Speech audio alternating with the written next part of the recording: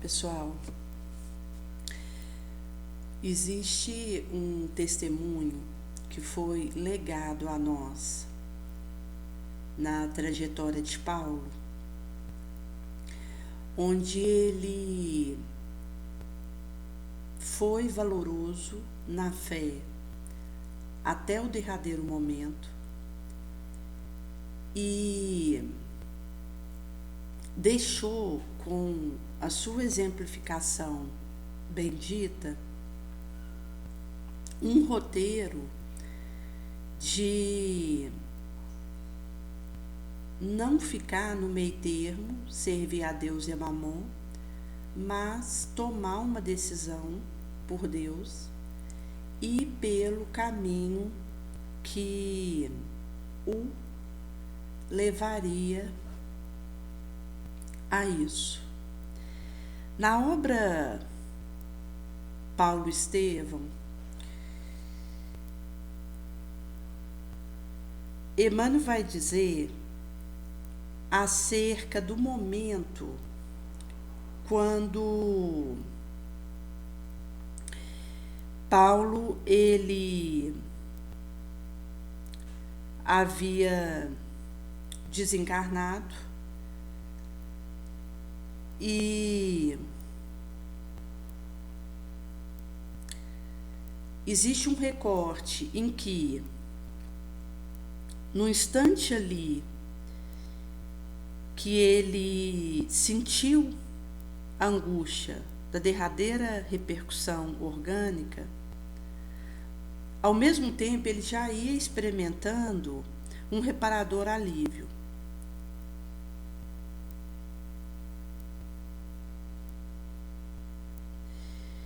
Visto que, quando ele foi decapitado, aconteceu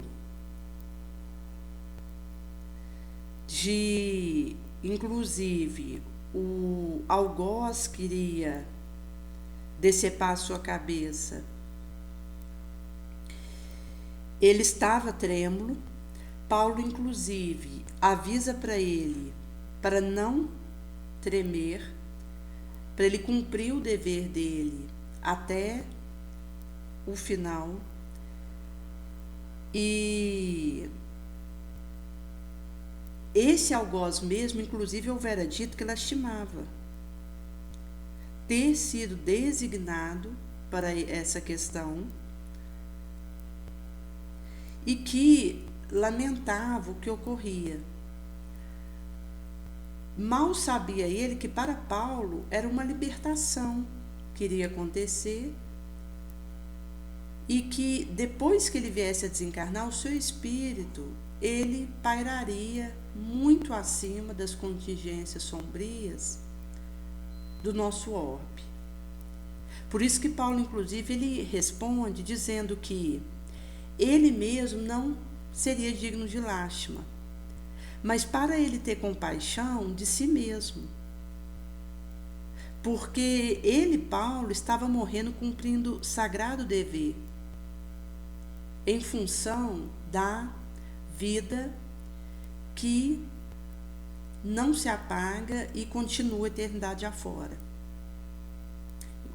Enquanto que uma vivência aqui de 100 anos na Terra é um sopro na eternidade. Uma poeira. Mas aquele soldado ali ainda não podia fugir às grosseiras obrigações da vida transitória. Por isso, Paulo diz: chore por você mesmo, porque eu estou partindo em busca do Senhor da verdade e da paz, que dá vida ao mundo, que nos ampara, ao passo que você, quando terminar sua tarefa de sangue, vai ter que voltar à convivência hedionda dos mandantes de tenebrosos crimes da vossa época. Com isso, o algoz o fitava com assombro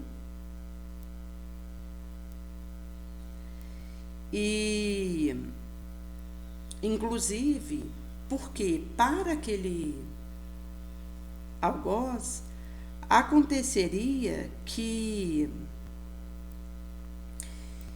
ele estava imerso a situações vis do nosso orbe, estava cumprindo uma ordem que tinha sido dado para ele para cometer aquele crime, e depois que aquele crime acabasse, ele iria encontrar novas mandações para novos assassinatos. Então, na verdade, ali, Paulo, ele diz, não lamente por mim, porque eu vejo espiritualmente, você ainda está na cegueira.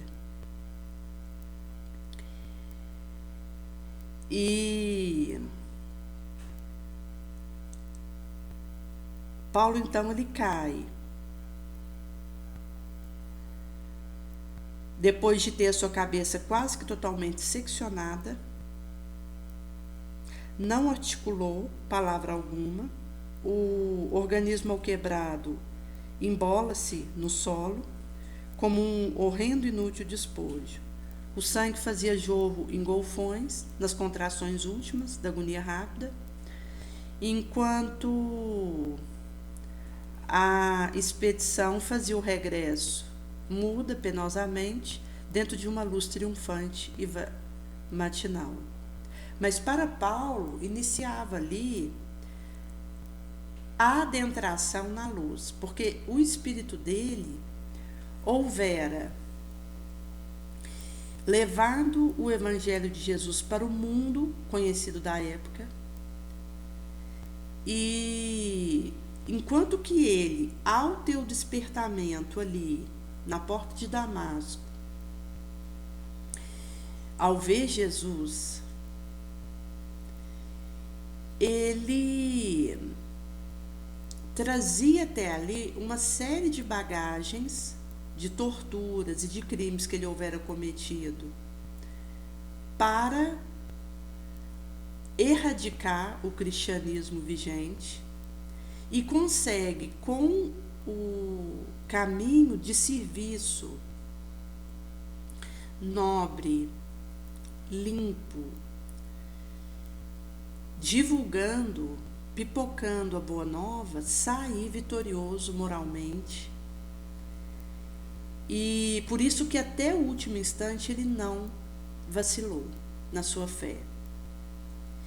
E um espírito que, ao longo das situações que o encontrou, seja de uma prisão, seja de pedrada, como um episódio relatado, que ele tinha ido para uma determinada cidadola fazer ali a divulgação, a pregação do evangelho, porque ele ia passando de ponto em ponto onde tinha alguma vila, pessoas ali agremiadas, fazia aquela divulgação e depois ali se instalava uma igreja. Com o tempo, essas igrejas caseiras mesmo, que começavam depois da sua passagem ali, se transformaram em verdadeiros templos. E isso foi fazendo a divulgação, e depois, quando ele já não podia ir de local em local, voltando onde ele já tinha ido, porque não tinha como ele fazer isso em tempo hábil, até considerando a questão da sua força e do tempo, porque muitos serviços se avolumaram. Ele começa então sobre a mentoria direta de Estevão, que foi quem o acompanhou, ele e Abigail, na sua trajetória de divulgação do cristianismo, e escrever as cartas consoladoras, que morreram. Então, como ele não podia ir fisicamente, ele foi orientado por Jesus a escrever as cartas. E isso, então, era distribuído. Inclusive, a gente sabe que é uma obra da espiritualidade maior, porque Paulo não fez isso sozinho. Ele era ali um instrumento, ali com o seu espírito valoroso, a sua fé e o seu testemunho.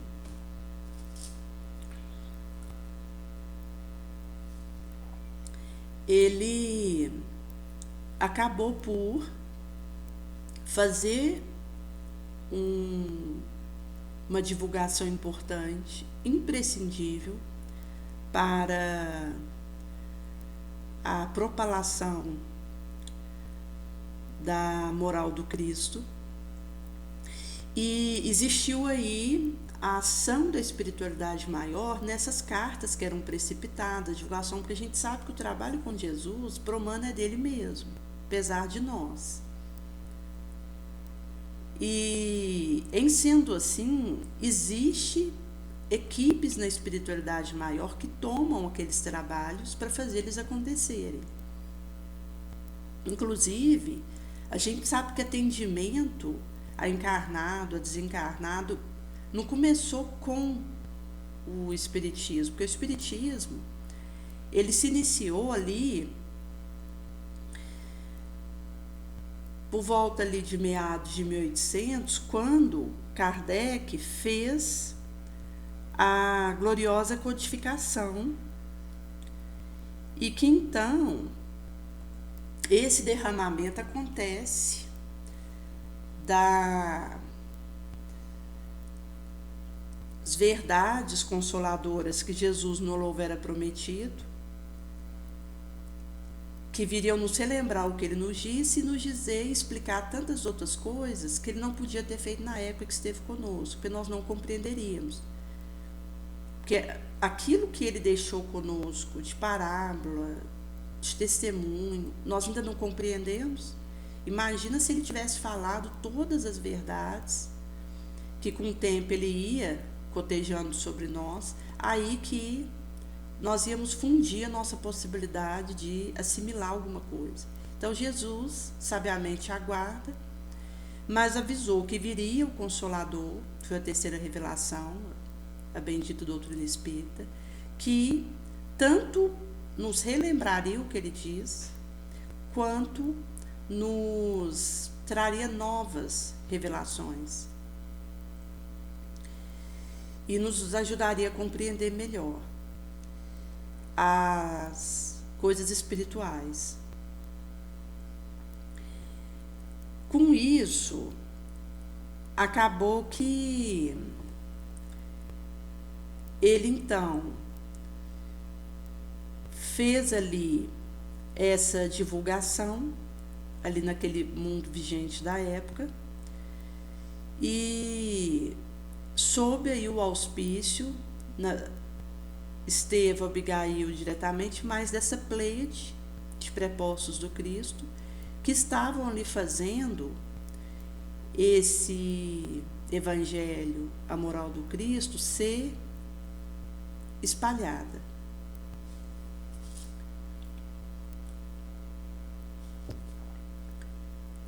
Em sendo assim, quando aconteceu de Paulo vir a desencarnar, ele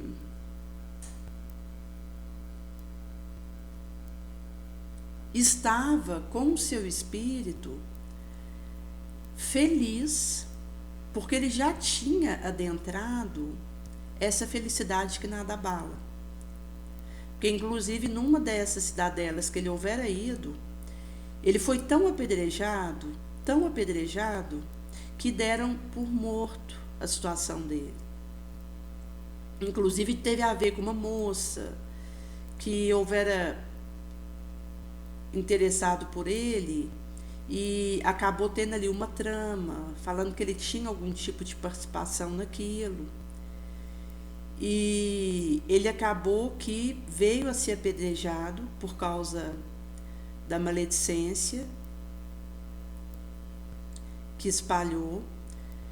E ali então, sob aquelas pedradas, foi tanta pedrada que ele recebeu, que foi quebrando os ossos dele, caindo sangue de toda parte do corpo, e ele hecatomba ali, dado por morto. E aí, o companheiro que estava ali com ele, para protegê-lo, porque aqueles que estavam ali junto com ele na divulgação da Boa Nova naquele local, que já se houveram convertido ao cristianismo, armaram para dar impressão para o populacho que ele estava morto. Sabia que ele ainda não tinha morrido, mas para o populacho afastar, amainar a situação e depois ter como eles pegarem ele para tratar dele. Porque ele estava com os ossos quebrados, corpo todo em ferida aberta. E daí um deles fala, olha, pode parar de jogar pedra porque ele já morreu. E pega e joga ele ali no monturo, num lixão ali que tinha, faz o populacho afastar, avisando que ele já tinha morrido, e passado algumas horas, quando já tinha ficado o ermo ali, vazio o local, eles voltam então, pega ele ali no lixo, desmaiado, leva para casa para tratar. Durou 6 meses o tratamento de recuperação dele, porque os ossos precisaram ser religados de novo, as feridas cicatrizar, normalizar a pressão e a cabeça, poder ter condição de voltar a funcionar novamente. Quando passou 6 meses que ele tinha recuperado, ele falou, estou pronto para voltar. Então, ao invés dele afastar do trabalho que ele estava fazendo para Jesus, ou pedir uma licença, prêmio, ele volta e continua no mesmo ritmo que ele fazia o trabalho. Chegou um ponto que ele já tinha passado tanto açoite, tanto martírio, tanta tortura, que ele já não se afetava com aquilo. Inclusive há um relato onde ele estava ali sendo açoitado, mas estava em êxtase, ele estava vendo o céu. Então ele já era poupado até de uma dor óbvia por um açoite, porque a pele estava rasgando, sangrando, ali em chaga viva, mas ele estava feliz, em paz. Daí, quando ele veio a desencarnar, ele sabia que tinha cumprido o seu dever. Ele estava em paz, consciencialmente, porque nós podemos enganar o mundo todo, mas não enganamos a nossa consciência. Podemos ser arrastados para uma queda, mas quando viermos a cair, estaremos sós para colher o que a nossa consciência vai registrar daquilo.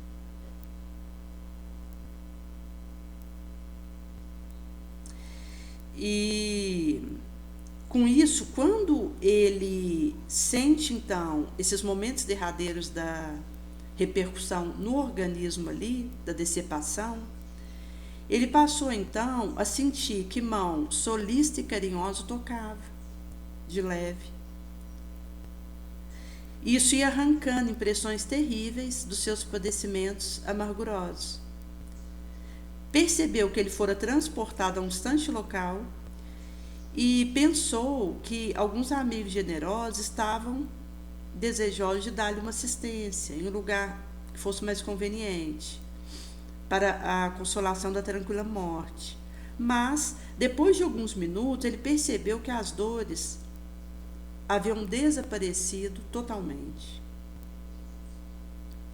Ele tinha a impressão de estar à sombra de uma frondosa árvore amiga, experimentava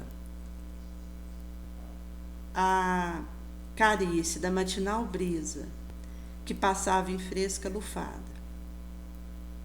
Tentou fazer a levantação, abrir o olho, fazer a identificação de onde ele estava, mas não tinha como, porque ele estava convalescente de uma moléstia gravíssima e prolongada, enquanto a sensação que ele tinha ali. Reuniu então as suas energias mentais, o quanto ele deu conta, fez uma oração e suplicou a Jesus que permitisse para a sua situação ele ser esclarecido enquanto a sua alma, da situação nova que ele tivesse. Então ele fez essa súplica para um esclarecimento de qual situação que ele estava. Inclusive porque ele estava sem visão e com isso ele ficava submerso numa expectativa angustiosa. Fez uma recordação dos dias em Damasco, quando ele houvera ficado cego, tendo seu olho de pecador tomado pela perda de visão, depois que ele houvera sido ofuscado pela luz gloriosa do Cristo. Lembrou o fraternal carinho de Ananias e fez ali um choro, via influxação daquelas reminiscências singulares. Depois de um esforço grande, foi que ele consegue fazer o levante e refletir que o homem precisava imperiosamente servir a Deus, ainda que tateasse em treva densa. Então, mesmo ele não tendo a noção exata do que estava acontecendo com ele, sem visão, ele continuou com o mesmo valor de antes, mesmo que eu esteja tateando numa treva densa. Que isso continue. Vou continuar servindo a Deus. Esse é o império. Mas aí ele ouve alguém se aproximando levemente. Lembra aquele pentelésimo inesquecível de quando ele houvera sido visitado pelo emissário do mestre. E aí ele pergunta quem era. E aí então ele reconhece que era Ananias. Cai em pranto convulsivo.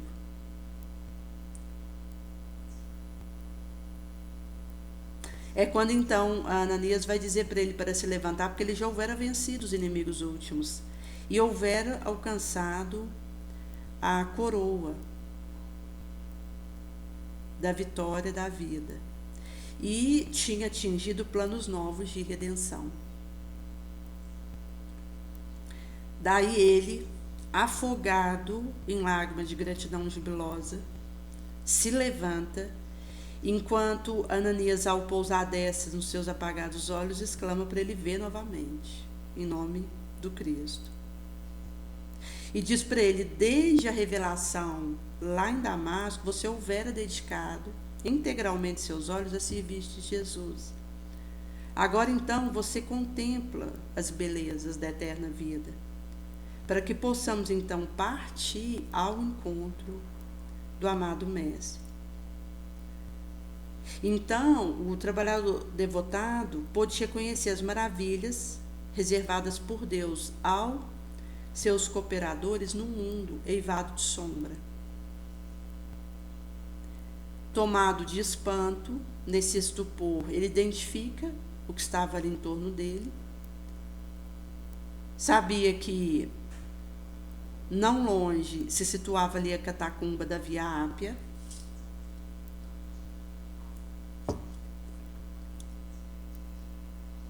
Forças misteriosas o houvera afastado do triste quadro em que se decompunham os seus sangrentos despojos. Ele estava feliz, jovem.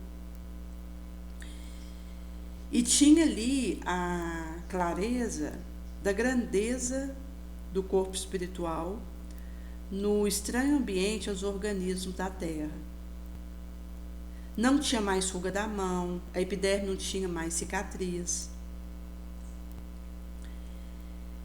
Inclusive, depois ali do caminho que ele houvera feito, ele tinha ali o corpo todo cicatrizado de feridas, de chagas, de rasgões que ele recebeu. E ele percebia que isso tinha desaparecido, como num passe mágico. Era como se ele tivesse sorvido um elixir misterioso de juventude.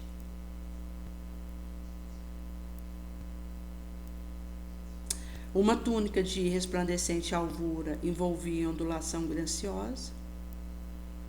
Mal lhe houvera despertado do esse do seu deslumbramento, alguém lhe bate levemente nas costas, no ombro, e era então Gamaliel, que vinha lhe trazer o fraternal ósculo.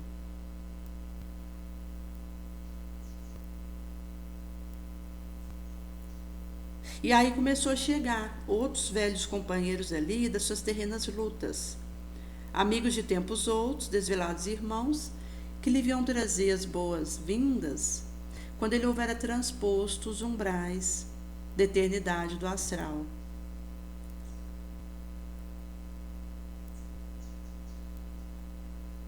Ele via que os mártires das festividades que ocorriam ali em Roma, que morriam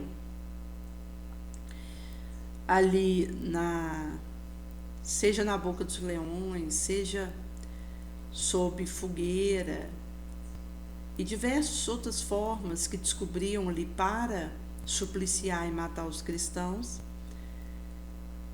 e percebiam que esses mártires chegavam imersos em cantos, cada qual desejando oscular-lhe a mão, abraçá-lo.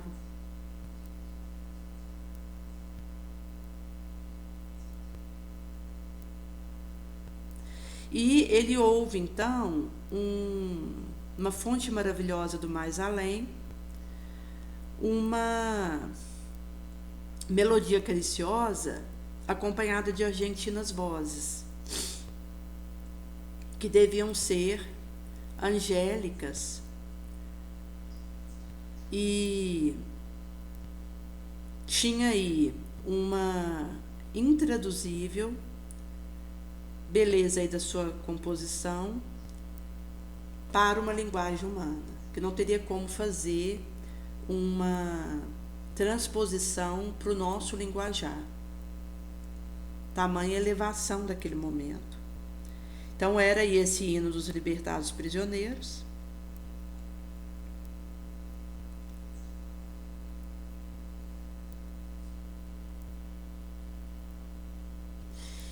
E ele então, quando foi feito para ele a pergunta do qual o desejo primeiro dele na esfera dos redimidos, e ele estava sob uma comoção intensa, mas mesmo assim, aquele espírito valoroso sabia escolher o melhor na situação que fosse. Foi quando então ele recordou intimamente de Abigail, os sagrados anelos do coração, mas como ele estava integrado e palpitado no divino ministério, que manda esquecer os mais singelos caprichos, renunciar a si mesmo e seguir Jesus, ele, sem trair a gratidão, a alegria pela misericórdia do Mestre, comovidamente responde que ele queria rever Jerusalém, porque ali ele houvera praticado muitos males e ele queria orar para ofertar o agradecimento a Jesus. Daí ele já estava assombrado com o poder volitante, visto que as distâncias não representavam mais nada para suas espirituais possibilidades.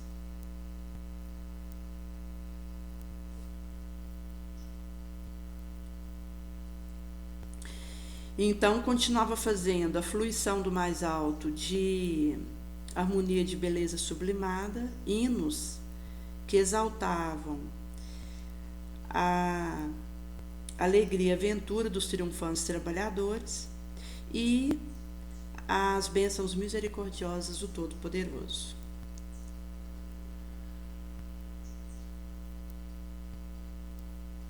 Daí então eles seguem ao longo da Via Ápia até Arícia, onde desviou para Pozzuoli, onde ele ficou ali na igreja em prece por um tempo.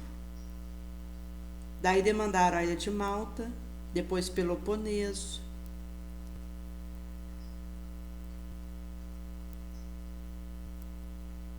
foram depois para Atenas, Tessalônica, Filipos, Neápolis, Troade, Éfeso, quais caminho das lembranças sagradas que vibravam no seu coração. Depois atravessou a zona da Panfilha, da Cilícia, entrou na Palestina.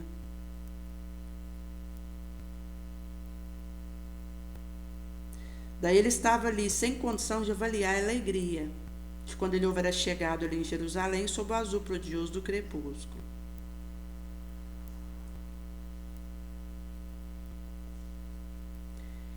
E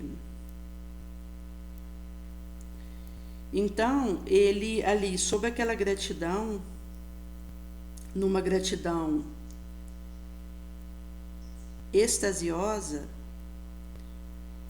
ele em pranto percebe-se desenhar na tela do infinito um rasgado de imensurável azul umbela. Surge ali na amplidão do espaço essa luminosa cena e 3 vultos se aproximam, radiantes. Jesus estava no centro, Estevão à direita e Abigail ao lado do coração. Ele então estava arrebatado, deslumbrado, apenas estendeu o braço porque ele tinha a voz fugindo no auge da sua comoção. Abundantes lágrimas perolavam-lhe o rosto, que estava ali transfigurado. Abigail e Estevão então se adianta. Ela toma delicadamente as suas mãos em um assomo de ternura, carinho, enquanto Estevão houvera com efusão abraçado. Então Paulo estava aí nesse arrobo de ventura, mas procurou o olhar de Jesus ali para sentir o que Jesus dizia para ele, da aprovação que Jesus poderia direcionar a ele. Jesus então, indulgente, sorri e carinhoso fala: sim, ser feliz.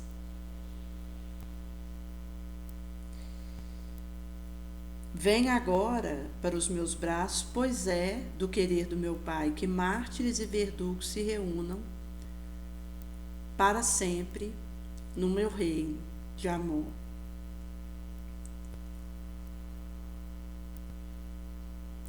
Então eles estavam ditosos. Aí esses trabalhadores fiéis do Evangelho de redenção seguem então as pegadas do Mestre em demanda às esferas da luz e da verdade.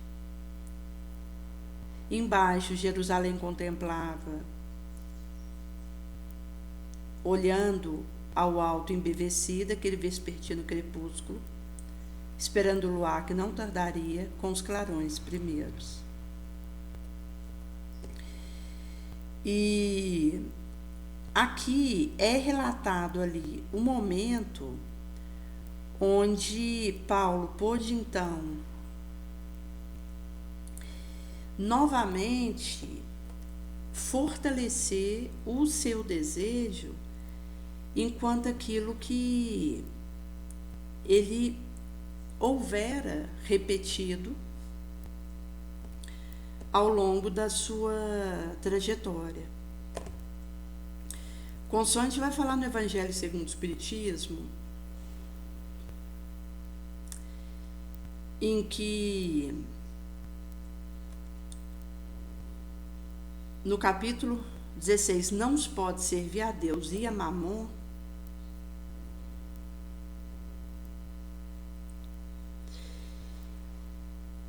no tópico 8 e 7, em que Kardec vai dizer que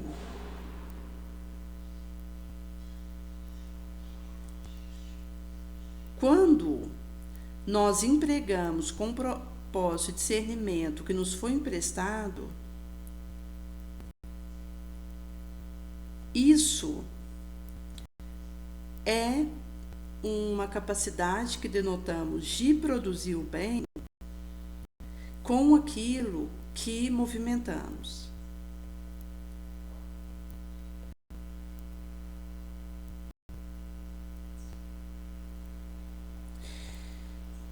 Se considerarmos que as riquezas, elas, ao serem distribuídas igualmente entre todos, isso poderia aniquilar os grandes trabalhos que fazem a concorreção para o progresso, o bem-estar dos terráqueos, e assim seria tirado o aguilhão que pele os homens às descobertas grandes e aos úteis empreendimentos. Daí Deus concentra a riqueza em alguns pontos, para que daí haja expansão disso em suficiente quantidade de acordo com as necessidades. Mas se nós já estivéssemos imbuídos da gratuidade, poderia haver uma distribuição igualitária e, mesmo assim, ainda continuarmos produzindo para o progresso, inclusive num ritmo maior, porque aí as pessoas teriam necessário para se dedicar tanto quanto precisassem.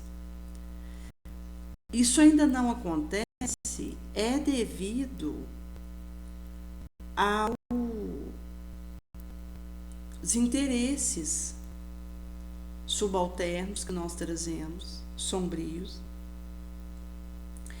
porque quando existe esse despertamento para esse tipo de doação, nós vamos também, ao mesmo tempo, melhorando a capacidade de escolher o bem em meio ao mal e de tirar um bem maior do mal.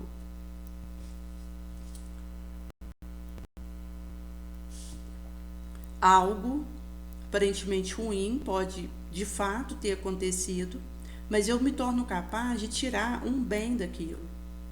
Pela maneira como eu lido, pela forma como eu vibro na direção daquilo, com os sentimentos da caridade, do perdão, da vigilância.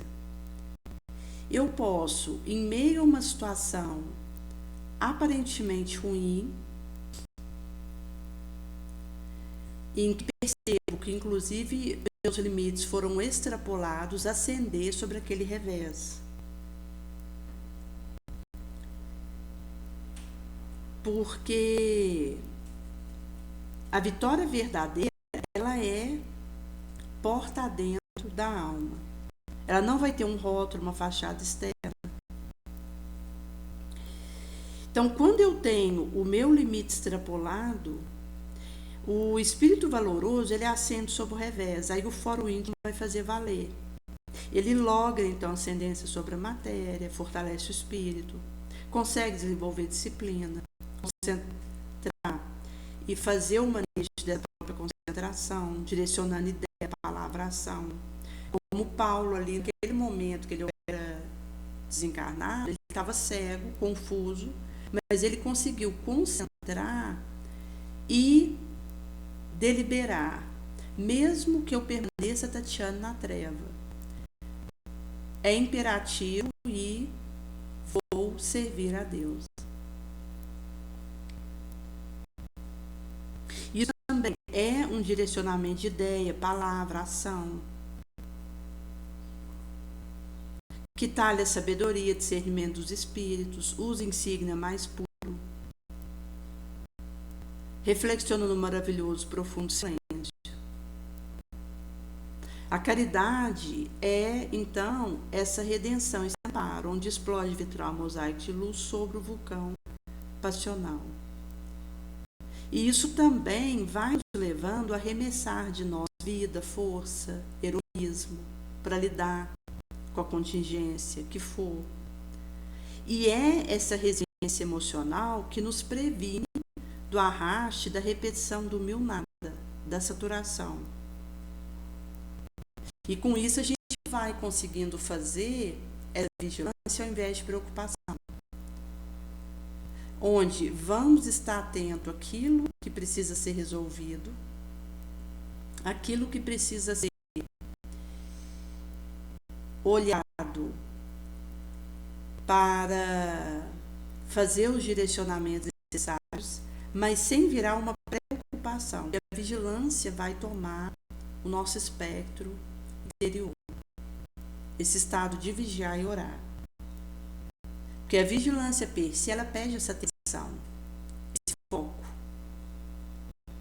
O Chico foi uma pessoa que só conseguiu sair vitorioso realmente daqui com a produção mediúnica que aconteceu, com o trabalho valoroso que ele desenvolveu, porque ele teve esse foco. Por isso que se a gente desenvolve essa disciplina que nos faz ter a vigilância, ao invés de ficar preocupando com coisas desnecessárias, esse estado de coisa vai nos dando condição de ir solucionando realmente aquilo que precisa, porque é o espírito que está fortalecendo. E é esse espírito forte, lúcido, valoroso no bem, que consegue ir e resolver. Mesmo que passe um trator sobre mim, mas eu consigo, valorosa, resolver.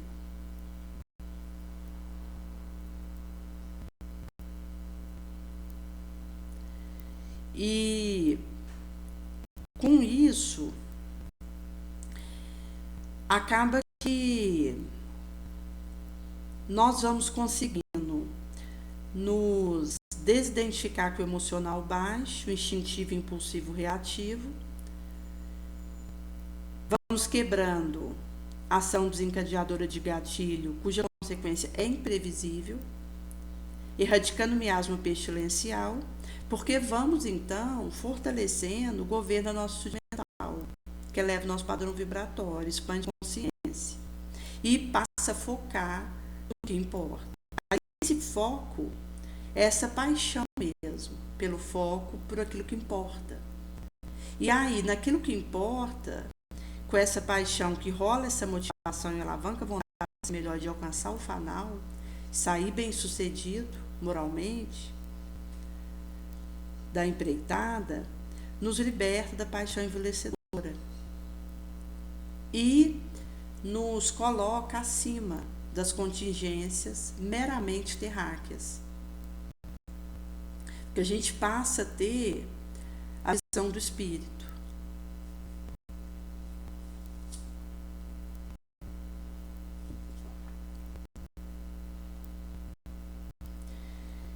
E em sendo assim, vai sendo possível então fazer tratamento de lesão, mesmo que o corpo esteja em frangalho, mas o espírito é valoroso no bem. Então regenera o perispírito, fortalece a individualidade, autocomando, adentra uma felicidade que nada abala. Por isso que, quando é falado em não se pode servir a Deus e a Mamon, na questão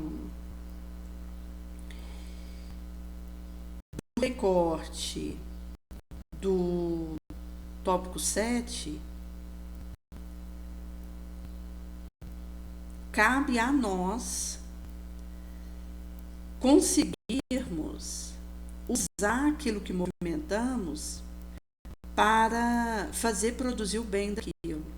Mesmo que a riqueza, por exemplo, seja fonte de males diversos, porque acaba exacerbando muitas paixões más, provocando inclusive crimes.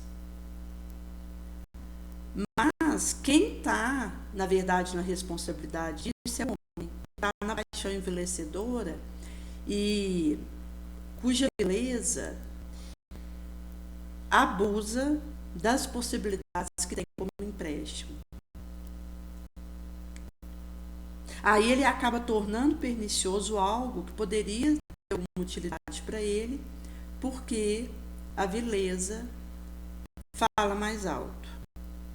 Então, isso tem a ver com o nosso estado de inferioridade.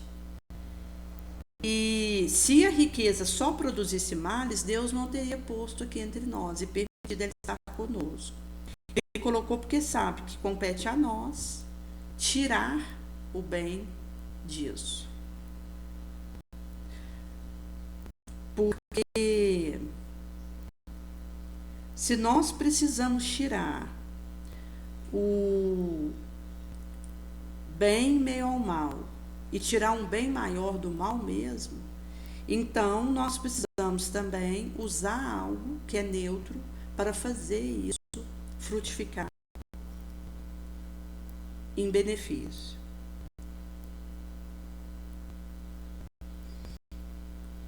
Em sendo assim, vai destacar para nós a importância da resiliência emocional. Porque nós estamos aqui numa pululação de espíritos de todo tipo. Então, se a gente vai no hospital, tem espíritos em todo estágio de condição vibratória ali. Se a gente vai numa prisão, idem. Numa sarjeta, num asilo, num orfanato, no ambiente que for, na escola, que às vezes acontecem situações tristes, como recentemente em Uberaba ali, num colégio particular, em que um adolescente em torno de 14 anos pulou o muro da escola com uma tesoura na mão e agride uma colega da mesma sala, ali em torno dos seus 14 anos, com aquela tesoura. Ela recebe ali o seu primeiro socorro naquele momento, um professor de medicina que está ali passando próximo, mas quando a ambulância chega, ela já tinha falecido. Então, quando a gente fala em ambiente de escola, onde às vezes acontecem situações infelizes, tem a ver também com a presença de espíritos que estimulam paixões, brigas, oposições, desafiações, até mesmo com a intenção de extrapolar o limite um do outro, para desequilibrar tantos quantos ali estejam desprevenidos, incautos e se deixem levar. Porque quando nós estamos vigilantes, a gente está naquela cuidado da boa indiferença, onde nós vamos ter olhos e ouvidos para conectar com o que é bom, com o que vale a pena, que é o foco que houvéramos comentado, que o Chico teve até o último momento da sua vida. Paulo também, que é esse mirar naquilo que realmente importa. Mas se o indivíduo está vigilante, desprevenido, ele acaba num limite extrapolado, ao invés de ascender sobre o revés valorosamente, se deixando levar. E aí isso pode significar atrocidade, automutilação, agressão verbal, brigas, violência de todo tipo, abuso.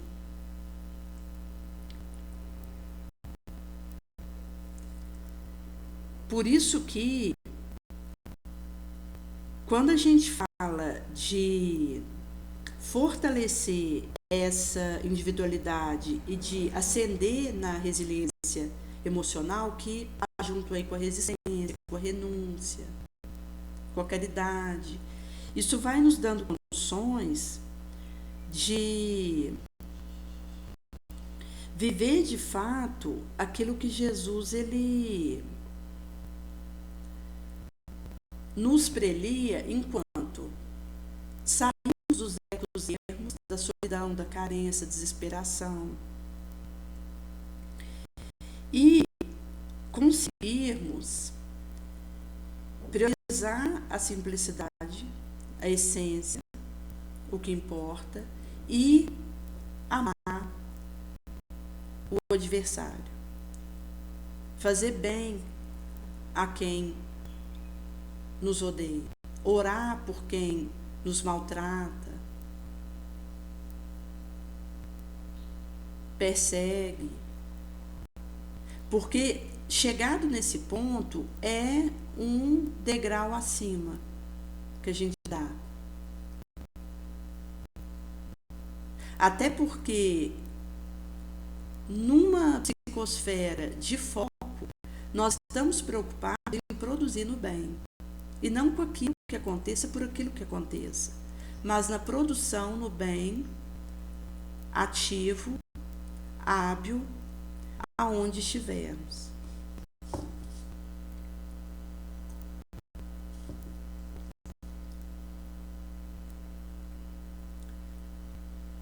Por isso que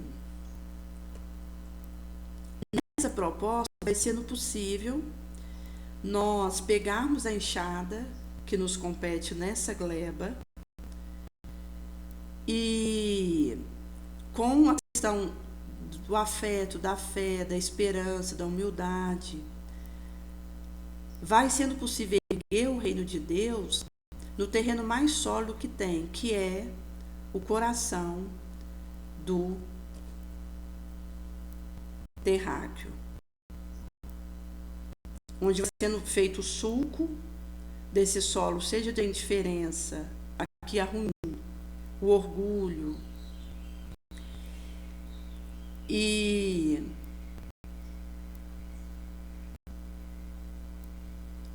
também é uma discerno que vai acontecendo para que possamos aproveitar o tempo que escoa na ampulheta, que passa rápido e logo seremos chamados a voltar para o astral, mas, consoante o profeta Joel houver anunciado, depois disso, acontecerá que derramarei o meu espírito sobre toda a carne, vossas filhas e vossos filhos profetizarão, vossos anciãos sonharão, vossos jovens terão visões. Que é esse cumprimento da promessa de Jesus. E ele mesmo no louvera dito, num recorte de João 7, a festa dos tabernáculos, em que ele diz que onde ele seria buscado, eles não seriam encontrados, porque não poderiam ir para onde ele iria. Mas então dizia que quem tiver sede, venha até ele e beba, porque quem cresce nele, fluiria do seu ventre rios de viva água.